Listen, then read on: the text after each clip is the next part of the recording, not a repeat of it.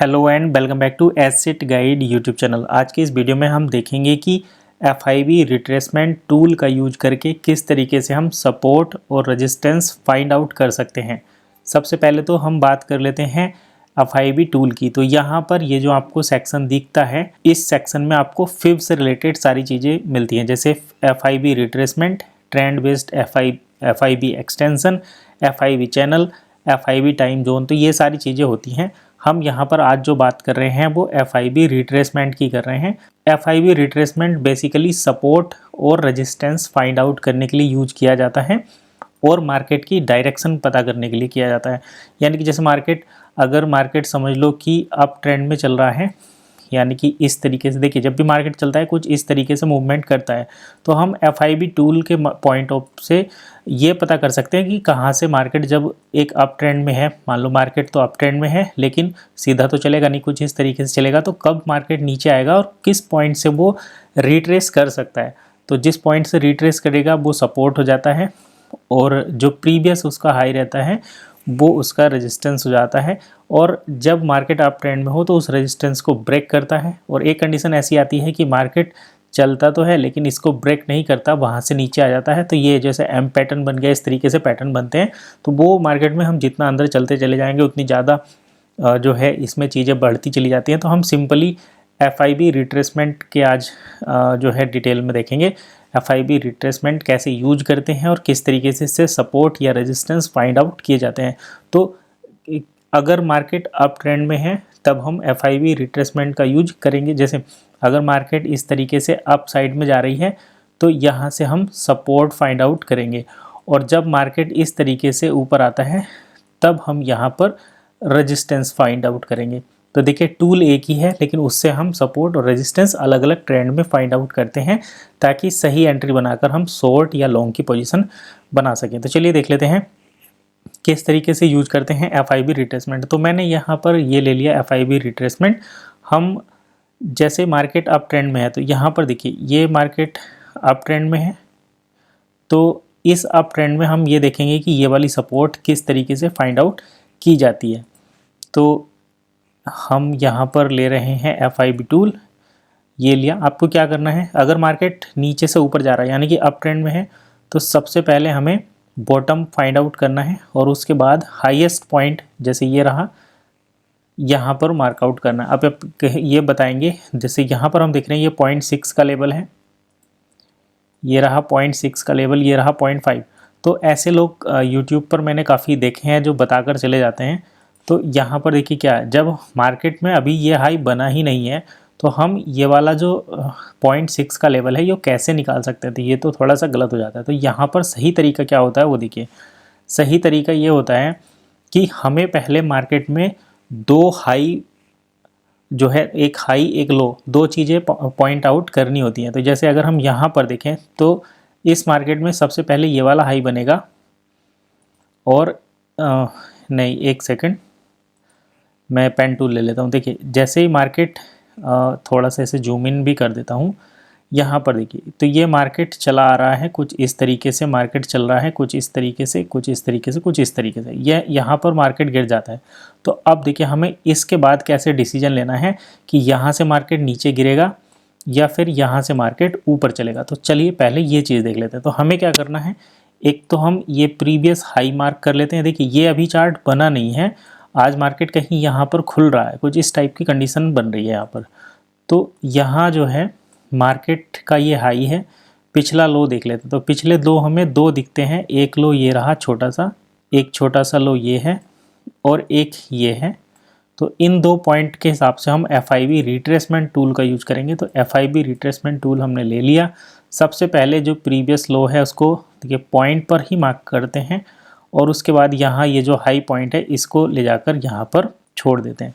तो ये हाई और लो हमने जो है फाइंड आउट कर लिया। अब यहाँ पर देखिए जो प्रीवियस लो लगे हुए हैं वो कहाँ पर है, तो ये जो जिस दिन ये गिरावट आई थी वो सडन गिरावट आई थी। उसके बाद हमें यहाँ पर देखिए 0.5 का जो लेवल होता है वो एक सपोर्ट की तरह काम करता है यहाँ पर ये, और ये 0.6 भी सपोर्ट।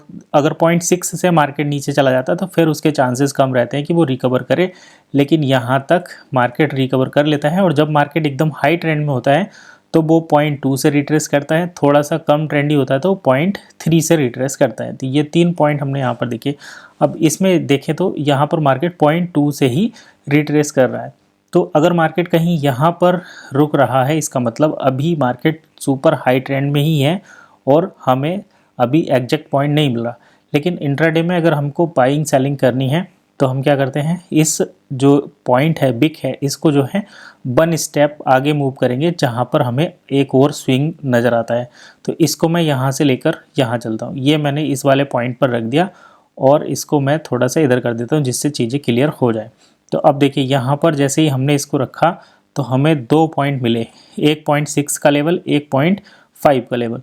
तो अगर हम देखें मेजॉरिटी में तो ये चार्ट जो है 0.6 से 0.5 के बीच ही रहा, यानी कि हमारा 0.5 का जो लेवल है ये सपोर्ट का काम करेगा।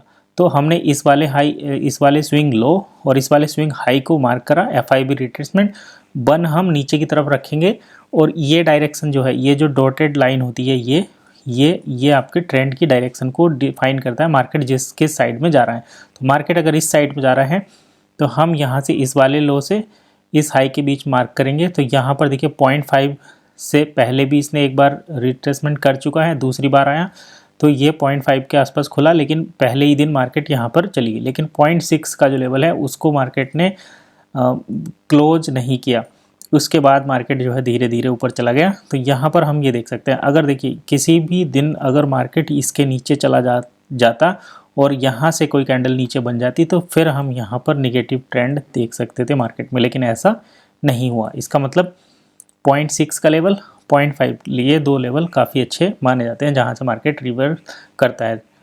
अब इसके बाद इसको कैसे यूज करेंगे हम आगे, यहाँ पर मैं दोनों चीज़ें देखूंगा, अप ट्रेंड में भी डाउन ट्रेंड में भी।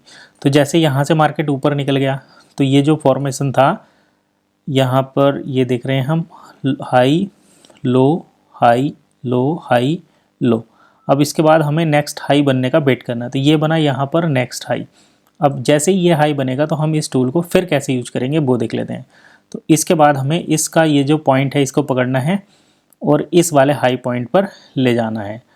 अब इसके बाद हमें नीचे से जो हमने यहाँ पर नीचे वाला पॉइंट है उसको भी हमें थोड़ा सा ऊपर लेकर आना पड़ेगा अगले स्विंग हाई तक। तो ये है ये वाला स्विंग, इसको लेकर चलते हैं और यहाँ पर अब यहाँ पर देखो एक और इम्पोर्टेंट चीज़ हुई। मैंने बताया था कि अगर मार्केट हाई ट्रेंड में है, सुपर हाई ट्रेंड में है, तो वो 0.3 के लेवल से ही जो है 0.3 के लेवल से ऊपर चला जाता है। तो ये 0.3 के लेवल से यहाँ से ऊपर चला गया, 0.5 के लेवल तक भी नहीं आया। मोस्टली 0.5 तक के लेवल पर आता है, लेकिन जब जो सब नीचे का पॉइंट है उसमें काफ़ी सारे पॉइंट रहते हैं तो इस टाइप की प्रॉब्लम हो जाती है। अब चाहें तो इसको जैसे ही ऊपर करेंगे, इस वाले स्विंग पर लेकर आएंगे तो देखिए यहाँ पर हमें 0.5 का लेवल ही नज़र आ रहा है और इसमें गैप अप गैप डाउन वाली ये कंडीशन जब हम ऐड कर देते हैं तो ये एग्जैक्ट 0.5 के लेवल से हमें सपोर्ट लेता हुआ नज़र आ रहा है। तो ये इस तरीके से हम इस टूल को एडजस्ट करते हैं। अब चलिए आगे भी कर लेते हैं। यहाँ पर हम इस पॉइंट को यहाँ पर रख देते हैं और इसके बाद हम देखते हैं, क्योंकि अभी तक अप ट्रेंड चल रहा है, तो अब हम यहाँ पर आ जाते हैं। अब हमें ये देखना है कि किस पॉइंट पर जाकर ये सपोर्ट लेता है। तो यहाँ पर हम देख रहे हैं इस हाई पर हमने रखा, इस लो पर रखा, ये अप ट्रेंड है, 0.5 का लेवल ये रहा, 0.6 का लेवल ये रहा। लेकिन यहाँ पर एक कैंडल तो बनी, लेकिन दूसरी कैंडल जैसे ही एक तो 0.6 के लेवल से नीचे ओपन हुई और उसके बाद मार्केट नीचे ले जाकर क्लोज कर दिया 0.7 के लेवल। तो अब हमें क्या देखना है कि अब मार्केट यहाँ से ऊपर नहीं जाने वाला। और देखिए हमें यहाँ पर जो पोजीशंस बनानी है वो सेलिंग की बनानी है। तो ऐसी कंडीशन जब बनती है तो हमें जो है कुछ इस डायरेक्शन में सोचना है। तो अब यहाँ पर हमें कुछ क्या मिला, देखिए अभी तक ये मार्केट बना नहीं है, अभी तक ये मार्केट जो है बना नहीं है। इधर के मार्केट को हम FIB के टूल से यूज चेक कर रहे हैं कि क्या कंडीशन बनेगी। तो रिजल्ट हमारे सामने है, मार्केट गया नीचे। क्यों गया? क्योंकि 0.5 का जो लेवल है, 0.6 का जो लेवल है, ये इससे मार्केट नीचे आ गया है। मतलब अब मार्केट का ट्रेंड जो है वो चेंज हो गया है। तो अब हमें FIB टूल किस तरीके से यूज करना है, अब हमें FIB टूल को चेंज कर देना है और चेंज होगा ये जो जीरो है, ये जो जीरो है इसको नीचे लेकर आना है और जो 0.5 है उसको ऊपर लेकर जाना है। तो 0.5 हमने यहाँ पर सेट कर दिया। अब ये हम कब यूज करेंगे, क्योंकि दो कैंडल 0.5 के लेवल पर बनी थी। हाई हमें कहाँ मिलेगा, तो ये जो लो हमें अब मिल रहा है, ये इस पॉइंट पर ये लो मिला, इसके लो को ब्रेक कर चुका है ये इधर से अगर कैंडल देखा जाए तो। अब हमें क्या करना है, फिर इसके अकॉर्डिंग ये टूल हमने उल्टा कर दिया और निगेटिव ट्रेंड में इस वाले पॉइंट पर ले जाकर हम यहाँ पर छोड़ते हैं। तो अब देखिए, अब यहाँ पर हमें दिख रहा है ये 0.5 के लेवल से ही रिट्रेस हुआ है और दोबारा गया तो ये 0.3 के लेवल तक गया भी नहीं। मतलब अभी भी मार्केट सुपर बियरिश है, एकदम नीचे जा रहा है। तो हमें अब अगला एक और स्विंग बनने की वेट करना है, या फिर अगर हमें ट्रेड बनानी है तो हम क्या करेंगे, इस पॉइंट को इस स्विंग से ले जाकर नीचे रखना पड़ेगा। तो कहाँ पर रखेंगे, ये हम रख सकते हैं यहाँ पर। ये भी एक जो गैप अप गैप डाउन वाला एरिया होता है, ये भी एक स्विंग का काम करता है। तो यहाँ पर हम इसको रख सकते हैं। देखें यहाँ पर हमें एक नया पॉइंट ज़रूर देखने को मिलेगा। तो चलिए मैं जो ये FIB का जो 0.1 का लेवल है उसको यहाँ पर रखता हूँ और जीरो यहाँ पर रखता हूँ। तो ये देखिए 0.5 का लेवल ज़रूर मिलेगा। चलिए FIB टूल में दोबारा ले लेता हूँ, 1 यहाँ पर रखता हूँ और 0.5 यहाँ पर। ठीक है, जैसे ही मैंने इसको करा तो यहाँ पर हमें मैजिकल रिजल्ट देखने को मिलेगा और वो मैजिकल रिजल्ट ये रहा कि इसने 0.5 के लेवल से एग्जैक्ट नीचे की तरफ ही सपोर्ट लिया। अब यहाँ से इसने ये लो बनाया, जैसे ही ये लो बनाया तो हमें एक और नया पॉइंट मिल गया। हम अब इस पॉइंट के हिसाब से हमें ये पॉइंट मिल गया। ठीक है, अब लेकिन हमें यहाँ पर क्या है, कोई भी सपोर्ट या रेजिस्टेंस नज़र नहीं आ रहा है। तो अब हमें क्या करना, वेट करना है अगला जो है स्विंग बनने के लिए। अब मतलब अगला लो जब तक नहीं बनेगा हम इस टूल को एक्सटेंड करते रहेंगे, या फिर हमें क्या करेंगे, इस पॉइंट को यहाँ से नीचे हटाएंगे। अगर हमें ट्रेड करनी है तो हमें इसे नीचे ले जाकर 0.5 का लेवल देखना पड़ेगा। तो ये लो बन चुका था, 0.5 का लेवल अभी नहीं बना, 0.3 का लेवल, यानी कि सुपर बियरिश है मार्केट, इसलिए 0.3 के लेवल से ही रिटेस्ट कर रहा है। तो आप यहाँ पर चाहें तो ट्रेड ले सकते हैं। लेकिन एक लो ये बना हमारा, ये एक लो क्रिएट हो गया। इस लो के बाद हमारा पॉइंट हाई यही है। तो यहाँ पर देखो फिर हमें 0.5 का लेवल मिला। अभी तक मार्केट यहाँ पर है। अभी जो मार्केट है वो ये लो बनाया है, 0.5 का लेवल ये रहा और हाई रहा ये। इस 0.5 के लेवल पर हम देख सकते हैं कि यहीं पर आकर मार्केट नीचे चला गया, ये स्विंग बन गया। तो अब हमें क्या करना है, इस स्विंग पर आना है, वापस इस स्विंग पर आ गए और अभी मार्केट जो है यहाँ पर है। तो हम देख रहे हैं 0.5 0.6 के लेवल के आसपास मार्केट है। तो ऐसी कंडीशन में देखो 0.5 0.6 के बीच से ही मार्केट रिवर्स हुआ, लेकिन अभी इसने क्या किया, अपनी सपोर्ट को टच नहीं किया। दैट मीन्स कि कहीं ना कहीं मार्केट जो है दिक्कत देने की कोशिश कर रहा है। तो अब हम क्या करेंगे, अब हम अपना जो ये FIB रिट्रेसमेंट टूल है बड़े टाइम फ्रेम पर चेक करेंगे कि मार्केट कहाँ पर है। तो इसको हमने पीछे उसी हाई पर ले गए जहाँ पर था और इसको थोड़ा सा ऊपर ले जाएंगे। जैसे मतलब मार्केट ओपन हुआ तो हमें ये देखना है कि आज किस तरीके से मार्केट बिहेव करेगा। तो यहाँ पर देखो फिर वही चीज़, ये 0.5 का लेवल और जैसे ही मार्केट 0.5 के लेवल पर आया यहाँ से नीचे गिर रहा है। तो इस तरीके से हम FIB टूल का यूज कर सकते हैं अप ट्रेंड में भी सपोर्ट फाइंड आउट करने के लिए, और जब मार्केट डाउन ट्रेंड में रहता है तो यहाँ पर रेजिस्टेंस फाउंड करने के लिए। टूल एक ही है, इसको आप अप ट्रेंड और डाउन ट्रेंड दोनों में यूज कर सकते हैं और सपोर्ट और रेजिस्टेंस बड़े आराम से फाइंड आउट कर सकते हैं। और ये नेचुरल नंबर है जिसको मार्केट रेस्पेक्ट करता ही है। कुछ केस में जितने बड़े टाइम फ्रेम पर हम इसे यूज़ करेंगे उतना ज़्यादा ये अच्छे से काम करेगा। जितने छोटे टाइम फ्रेम पर अगर आप इसे 15 मिनट 15 मिनट 30 मिनट 1 घंटा 2 घंटे पर भी यूज करेंगे तो काफ़ी अच्छा काम करता है। लेकिन जैसे हम इसको ले जाते हैं 1 मिनट 2 मिनट के टाइम फ्रेम पर, तो यहाँ पर हमें बड़े टाइम फ्रेम के अकॉर्डिंग छोटे टाइम फ्रेम में इंट्राडे के मूवमेंट कैच करने के लिए इस टूल का यूज कर सकते हैं। वहाँ पर भी हमें इससे अच्छे रिजल्ट मिलते हैं। लेकिन अगर आप बिना बड़े टाइम फ्रेम का एनालिसिस करें, अगर डायरेक्ट छोटे टाइम फ्रेम पर इसका इस्तेमाल करेंगे तो फिर कुछ दिक्कतें हो सकती हैं, रिजल्ट में कुछ एरर आपको दिखाई दे सकते हैं। तो ये तो था FIB रिट्रेसमेंट टूल से रिलेटेड अपडेट। और यहाँ पर ये देखिए मैं 3 मिनट के टाइम फ्रेम पर इसको देख रहा हूँ। ये है डाउन ट्रेंड में ही है, ये हाई पॉइंट है, ये लो पॉइंट है, स्विंग बना। यहाँ पर हम इस FIB रिट्रेसमेंट टूल को लेकर गए तो ये लाइन है 0.5 का एरिया। यहाँ पर देखिए ये आया, इधर आप सेल करेंगे, इसको नीचे गया। अब क्या करना है, जब तक स्विंग लो नहीं बनता यहाँ पर आप टारगेट बुक कर लेंगे, इसको नीचे लेकर जाएंगे। यहाँ ये हो गया, अब इसको नीचे यहाँ पर लेकर आना। हमें पता है कि डाउन ट्रेंड में है और हम वेट कर रहे हैं अगला 0.5 का लेवल ढूंढने के लिए। तो जैसे ही मार्केट ऊपर जाता है, जैसे ही मार्केट ऊपर निकलेगा, दूसरे लोग क्या सोचेंगे कि चलो ग्रीन कैंडल बनी, अब बाय कर लेते हैं। लेकिन हमें देखना है कि 0.5 का लेवल है, यहाँ पर हम सेल करेंगे और उसके बाद देखिए मार्केट फिर नीचे गिर गया। यहाँ पर आप चाहें तो अपना जो है ट्रेड में प्रॉफिट बुक कर सकते हैं, या फिर आप इसको जब तक आपके अकॉर्डिंग मार्केट चलता है उसको जो है रहने दीजिए, राइड करिए प्रॉफिट को। ठीक है, जैसे ही अच्छा प्रॉफिट हो, टारगेट मिले, बुक करो। उसके बाद जैसे ही नेक्स्ट स्विंग बने, मार्केट को FIB टूल को नीचे प्लेस करो और जो बन का लेवल है उसको अगले स्विंग पर ले जाकर रख दो इस तरीके से। तो यहाँ पर ये रख दिया और ये रहा ये स्विंग। इसके हिसाब से अगर देखा जाए तो यहाँ पर 0.5 0.6 का लेवल है, 0.6 के लेवल से फिर मार्केट नीचे गया। इधर से भी इसको आगे करते रहिए।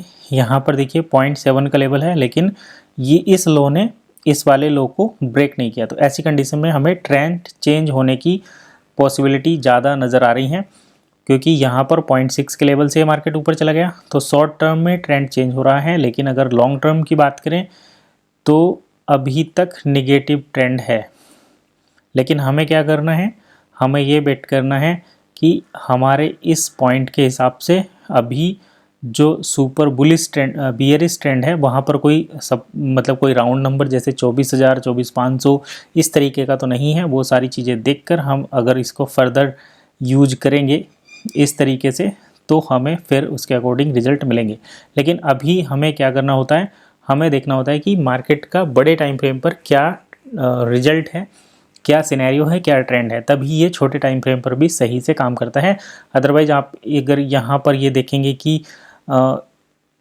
इस लेवल पर कि 0.7 तक पहुँच गया है, ट्रेंड चेंज हो गया, और यहाँ पर अगर आप कॉल बाइंग करेंगे तो आपका फिर लॉस हो सकता है। तो इस तरीके से देखना है। हर एक टूल जो है वो 100% आपको यूज़ करना जब आता है तभी आप यहाँ पर प्रॉफिटेबल होते हैं। इसमें भी जोखिम है, मार्केट में जोखिम, मार्केट जो है जोखिम के अधीन है। तो अपने स्टॉप लॉस का प्रॉपर ध्यान रखें और तभी ट्रेड करें, तभी जाकर आप प्रॉफिटेबल बनेंगे। तो चलिए फिलहाल इतना ही, मिलेंगे नेक्स्ट वीडियो में। तब तक के लिए कीप वॉचिंग एसेट गाइड।